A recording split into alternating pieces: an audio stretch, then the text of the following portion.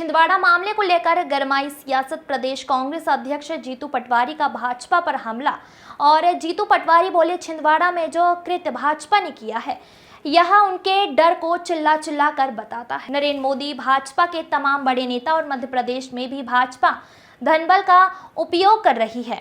हमारे खाते भी फ्रीज कर दिए गए हैं। लोकतंत्र के साथ कुठारघात और हत्या करने का काम बीजेपी कर रही है। कमलनाथ और हमारे विधायक के घर पुलिस भेजी जा रही है। विधानसभा चुनाव के वादे दिलाए याद लोकसभा चुनाव तक पूरी नहीं हुई घोषणाओं को मुद्दा बना रही जीतू पटवारी का आरोप। आज अमित शाह आ रहे हैं, आपको बताना पड़ेगा कि 2023 की गारंटियों का क्या हुआ और क्या कुछ कहा। आइए सुनाते हैं आपको भी ब्यूरो रिपोर्ट।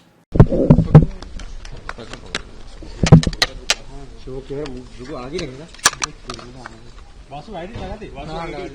हाँ ठीक है, चलो आदमी नेताजी को दिखेगा कि तुम्हारी आईडी दिखेगा।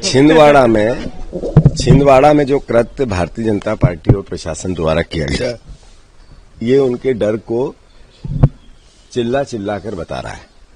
राहुल गांधी जी के हेलीकॉप्टर की जांच करना ये महसूस कराता है कि इस देश में लोकतंत्र की हत्या हो रही है। आप देखो, नरेंद्र मोदी जी, भारतीय जनता पार्टी के तमाम नेता, मध्य प्रदेश में भी पूरी बीजेपी धन बल का किस तरीके से उपयोग कर रही है, जग जाहिर है। खुला नाच, नंगा नाच। दूसरी तरफ हमारे पास तो हमारे खाते सील थे, आर्थिक संसाधन की कमी है। हमारे कई कैंडिडेट एक वोट एक नोट की बात करते हैं। ऐसे में इस तरह की हरधर्मिता, एक विधायक के घर पे 4 घंटे तक पुलिस का रहना, फिर कमलनाथ जी के घर पे इस तरीके की घटनाक्रम करना, ये लोकतंत्र के साथ एक तरह से कुठाराघात है, उसकी हत्या है। इसकी निंदा पूरी मध्य प्रदेश की जनता ने करनी चाहिए। दूसरी ओर अमित शाह जी आज आ रहे हैं। अमित शाह जी विधानसभा के चुनाव के पहले भी आए थे। अमित शाह जी, आज आपको बताना पड़ेगा इस प्रदेश को कि मोदी की 5 गारंटियां 2023 में हुई थी, जिसमें आपने किसानों के 2700 रुपये गेहूं की बोला था, आपने 3100 धान का बोला था, आपने चिल्ला चिल्ला कर ग्वालियर से लेके पूरे प्रदेश में आप आए थे, तब आपने 3000 बहनों को देने की बात की थी, आपने 450 के सिलेंडर की बात की थी, आपने बहुत सी बातें वो जो प्रदेश को गुमराह करने के लिए की थी, आज तक क्यों नहीं पूरी हुई। ये उत्तर तो अमित शाह जी को देना पड़ेगा।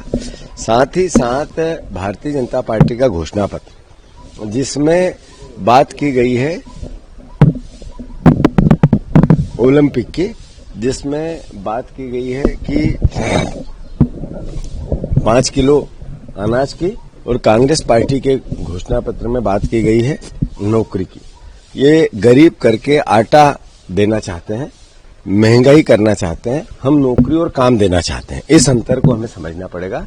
भारतीय जनता पार्टी का पूरे घोषणा पत्र का अगर आप मूल्यांकन करें तो उनका कहना पूरा देश गरीब हो जाओ और सरकार पे डिपेंड हो जाओ, और हमारा जो घोषणा पत्र है, कांग्रेस पार्टी का जो 5 न्याय की गारंटी है, वो ये महसूस कराती है कि अधिकार संपन्न देश बने, आत्मनिर्भर देश बने, आर्थिक संपन्न परिवार बने, व्यक्ति बने, हर हाथ को काम मिले, काम का पूरा दाम मिले।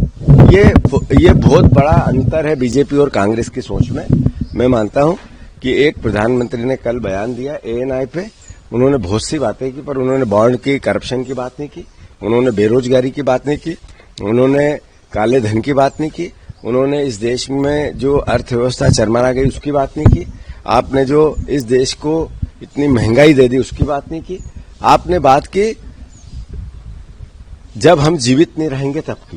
प्रधानमंत्री, आज उनकी उम्र है, भगवान करे वो ईश्वर करे 100 साल जिए, पर एक व्यक्ति का अपना एक विजन होता है। 47 की बात करेंगे जब वो 100 साल से ऊपर हो जाएंगे। इस तरह की भावना गुमराह करने की भावना है। आपने 10 साल में डिलीवर क्या किया, ये पता चलना चाहिए देश को, प्रदेश को।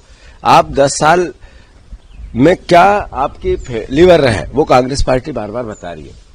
मैं मानता हूं झांसा विधान जो देश के सामने बीजेपी का वचन पत्र है, घोषणा पत्र है, विजन है, झांसा है, झांसा। तो इस झांसे से प्रदेश और देश की जनता बचे, ये मेरा आग्रह है।